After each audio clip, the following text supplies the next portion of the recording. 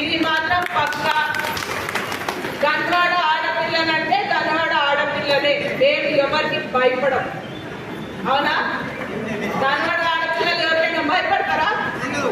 భయపడతారా ఎవరికైనా? మీరు 100 మంది వస్తే మేము దాదాపు 1000 మంది వస్తాం. తప్పకుండా మీకు ఏదైతే అభివృద్ధి ఉందో చేసి చూపిస్తామని కూడా ఈ సందర్భంగా మీకు తెలియజేస్తూ, గ్రామాలలో చిన్న చిన్న ఇబ్బందులు ఉంటే అది గ్రామాల లెవెల్లో సార్ట్ చేసుకోండి. కానీ దాన్ని రక్ష చేయడం అవసరం లేదు. యువకుల కోసం ఒక స్పెషల్ గా మెసేజ్ నేను ఇస్తున్నా. వాట్సాప్ ఉందని చెప్పి మెసేజ్లు కొట్టడం కాదు. వాట్సాప్ లో ఏం మెసేజ్ ఇస్తున్నామో ఏం చేస్తున్నామో అనేది ఆలోచనతో పెట్టండి. ప్రజలకి కరెక్ట్ ఇన్ఫర్మేషన్ ఇవ్వండి.